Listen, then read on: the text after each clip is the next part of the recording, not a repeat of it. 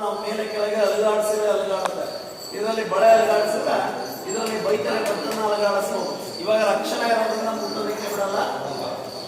ಈ 4 ಏನಿದೆ ಟೆಂಪಲ್ಗೆ ಮಾಸ್ಟರ್ ಪೀಸ್ ನೋಡಿ. ಮೇಲ್ಭಾಗ ಮಾಡಿದಲ್ಲ, ಅದಕ್ಕೆ Bhuvaneshwari.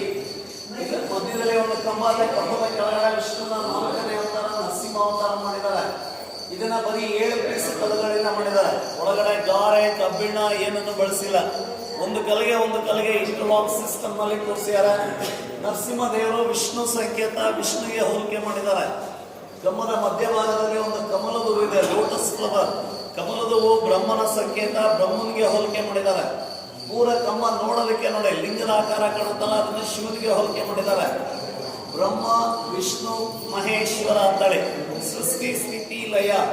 GOD god, G for generator, O for operator, D for destroyer ಅಂತೇಳಿ ತ್ರಿಮೂರ್ತಿಗಳ ವಾಸಸ್ಥಳಕ್ಕೆ ಅದಕ್ಕೆ ಭುವನೇಶ್ವರಿ. ಇದು 6 ಅಡಿ ಆಳ ಇದೆ, 14 ಅಡಿ ಅಗಲ, ವ್ಯಾಸ 24 ಅಡಿ ಸುತ್ತಳತೆ ಬರುತ್ತೆ.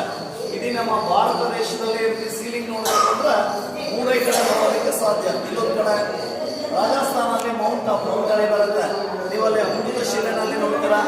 ಇನ್ನೊಂದು ನೀವು ಮೈಸೂರು ಹತ್ರ ಸೋಮನಾಥ್ಪುರ ಹೋದ್ರೆ ಅಲ್ಲಿ ಬಾಳೆ 35 ಹೆಜ್ಜೆ ನೋಡಿ, ಬಾಳೆ ಹೂವು ಆ ರೀತಿ ಮಂದಿರ ಕಂಬ ಎಲ್ಲ ಇದೇ ರೀತಿ ಮಾಡಿದ್ದಾರೆ ನೋಡಿ. ಗುಡಿ ಒಳಗಡೆ 48 ಕಂಬ ಇದೆ.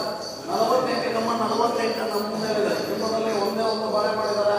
ನೋಡೋದಕ್ಕೆ ಸೈಕಲ್ ಟೈರ್ ಬರುತ್ತೆ ನೋಡಿ. ಅನ್ನೋದ್ರಲ್ಲಿ 2ನೇ ಕಂಬ ಮೇಲ್ಭಾಗ ಹಿಂದೆಲ್ಲ ಕೈಗೆ ಹಾಕ್ತಾರಲ್ಲ ಕಣಕ, ಈಗ ನಾವು ನೋಡಲಿಕ್ಕೆ ತುಂಬಾ ಕಾಟ್ನ ರೇಡಿಯಲ್ ಟೈರ್ ತರ ಮಾಡಿದ್ದಾರೆ. 3ನೇ ಕಂಬ ಮೇಲ್ಭಾಗ ಕಾಟರ್ ಒಳಗಡೆ ಟ್ಯೂಬ್ ಬರುತ್ತೆ ನೋಡಿ, ಟ್ಯೂಬ್ ನಮ್ಮ ಮೇಲಿದೆ. ಈ ಕಡೆ ನೋಡಿ 2ನೇ ಕಂಬ ತಾವರೆ ಹೂ ಬರುತ್ತೆ ನೋಡಿ, ಇನ್ವರ್ಟೆಡ್